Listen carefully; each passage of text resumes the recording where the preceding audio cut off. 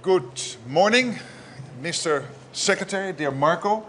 A warm welcome to NATO, your first foreign ministers meeting. But before I continue, let me express my condolences about the 4 US soldiers who died during exercises in Lithuania.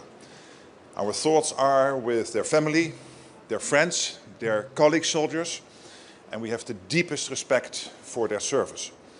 I also want to highlight the work being done by the US, Lithuania, but also Poland and Estonia to work around the clock, basically to do everything to make sure that they would be recovered. But again, we are very sad about their death. Marco, I want to commend you for your tireless diplomacy over the last couple of months. You've traveled the whole world. I also want to thank you for what you did before as a senator, supporting NATO. And we will have a lot to discuss over the coming 2 days. Of course, Ukraine, as I said before, President Trump, the team, you broke the deadlock. You started a process of negotiations with our full support to bring the Ukraine war to a lasting, to a durable peace. And in the meantime, the Europeans are stepping up. Providing a lot of military support into Ukraine, and we have seen the latest numbers coming in that overall NATO allies have provided in the first 3 months over $20 billion in support to Ukraine to make sure they can stay in the fight as long as it continues. We will also discuss the other threats over the next 2 days. Of course, Russia, which is our long-term threat, but also the increasing problems we have with China, of course, North Korea, Iran, and all of these 4 getting more and more connected, and these 2 theaters getting more and more connected and working intertwined. We know that the United States is a staunch ally in NATO.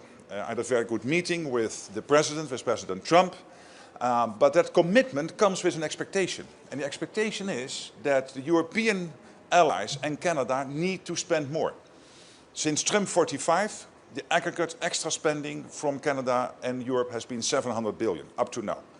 But when you look at the hundreds of billions of euros/dollars now rolling in the last couple of months, this is probably the biggest surge in defense spending we have seen in Canada and Europe since the Cold War, since the Berlin Wall came down. So that is good news, but still we need to do more.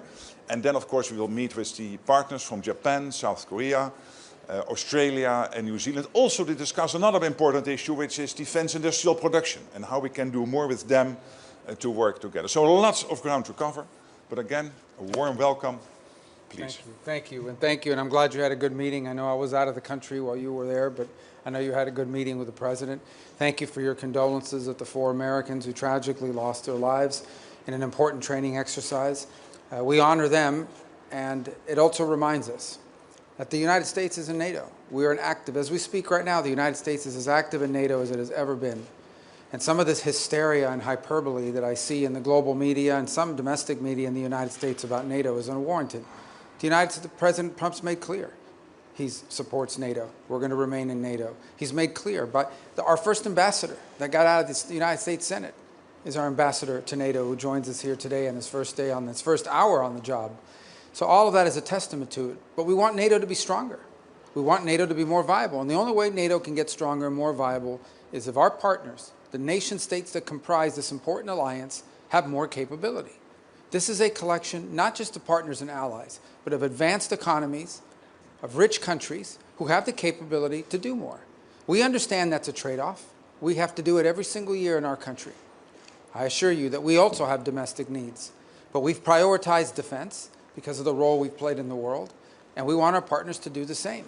And I understand there's domestic politics after decades of building up vast social safety nets that maybe don't want to take away from that and invest more in national security. But the events of the last few years, a full-scale ground war in the heart of Europe, is a reminder that hard power is still necessary as a deterrent.